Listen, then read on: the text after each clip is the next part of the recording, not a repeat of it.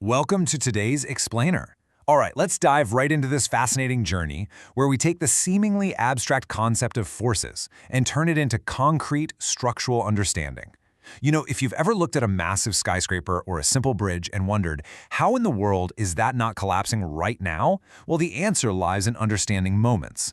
Today, we're going to break all of that down, both visually and mathematically. Here's our agenda for today.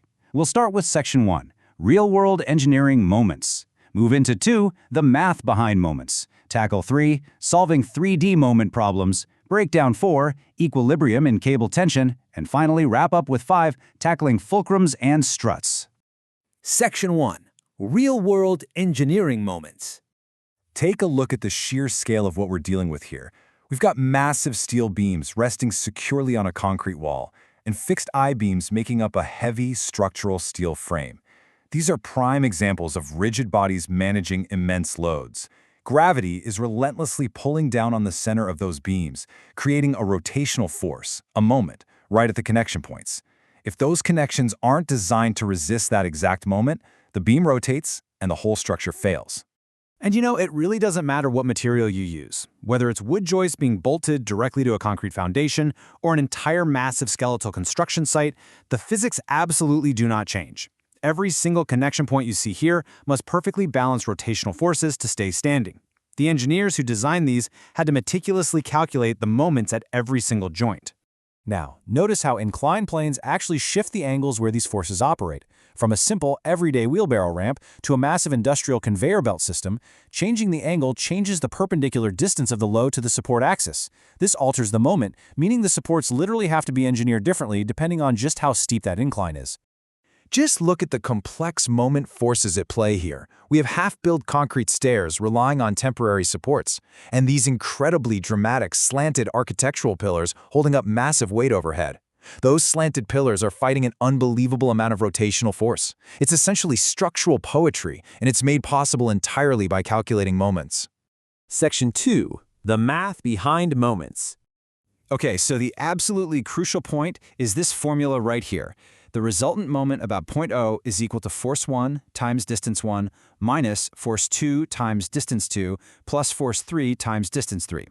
What we're doing is simply adding up all the individual rotational effects. Notice that minus sign for force 2? That's just because it's creating a rotation in the opposite direction. Counterclockwise is typically positive, and clockwise is negative. It's really just a simple, elegant balancing act. Whether we're looking at a basic hand-drawn axis for point O or a highly detailed lever arm diagram, the core principle remains exactly the same. A moment is simply a force multiplied by its perpendicular distance from the pivot point. That perpendicular distance is your lever arm. The longer the lever, the greater the rotation. Section 3, Solving 3D Moment Problems. Now, let's step it up and look at a 3D box subjected to 3 different forces along its edges. We have 60 pounds, 50 pounds, and 40 pounds acting in different directions. We need to find the resultant moment around the X, Y, and Z axes passing through point O. While the setup here uses pounds and feet, a really great exercise for you at home would be converting these exact values over to the metric SI system, just like the source text challenges us to do. The real trick to 3D moments, it's all about visualizing the rotation. You'll notice that any force running parallel to an axis or passing right through it produces 0 moment around that specific axis. It literally just can't turn it. Applying our right-hand rule to define positive directions, we calculate the moments. For the x-axis, it's 220 pound-feet. For the y-axis, we get negative 230 pound-feet. And for the z-axis, it's negative 80 pound-feet. Those negative signs just mean the rotation is acting opposite to our positive right-hand rule direction. Section 4, Equilibrium and Cable Tension. Take a really close look at this setup. This is exactly the kind of thing real engineers deal with. We have a light beam supported by 2 cables at points B and D. There's a known downward load of 7.5 kilonewtons way over on the left at point A. The load P at the center is 0. We need to determine the critical range of values for an unknown load called Q at the far right end, point E. The goal here?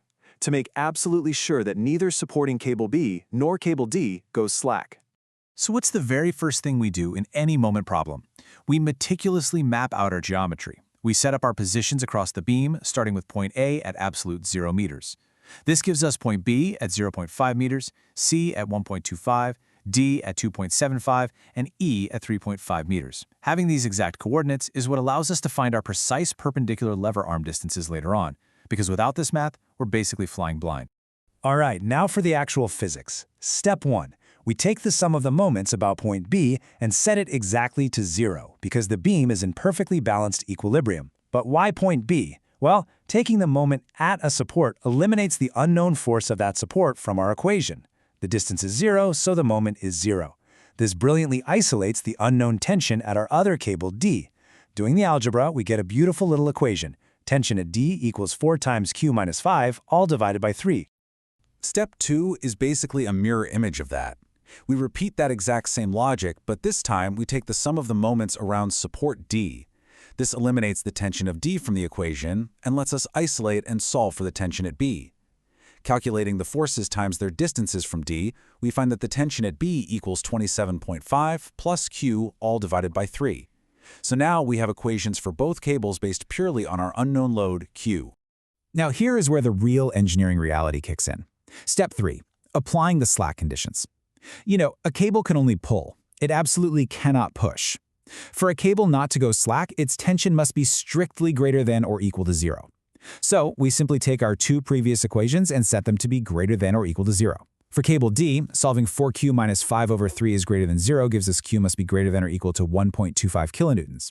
For cable B, we find Q just needs to be greater than negative 27.5, which is always true since Q is a downward positive load. And that beautifully brings us to our final answer.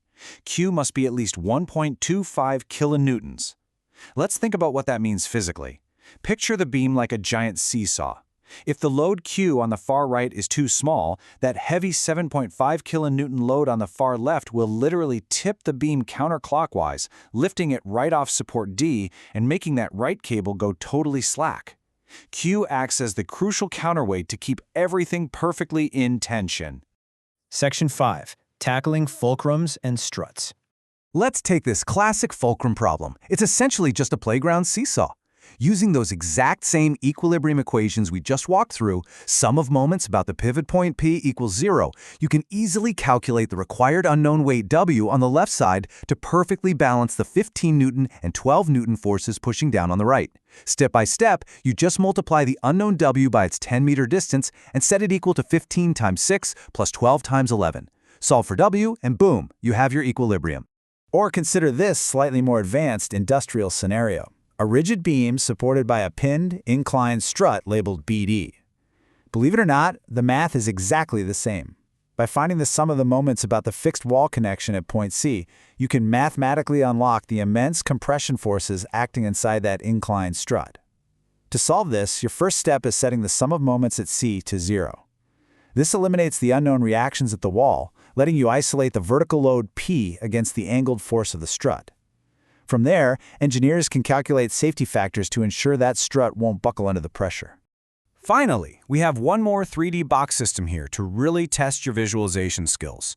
This one features 3 distinct downward forces measured in newtons, 100, 80, and 60, acting at different coordinates. Your step-by-step procedure here is to identify the x and y coordinates for each force, and multiply each 180 and 60 Newton downward force by its perpendicular distance to your chosen axis. We've covered a lot of ground today, from massive concrete pillars to the precise algebra of cable tension. Armed with the visual intuition and the mathematical step-by-step framework from this explainer, you now have the ultimate toolkit.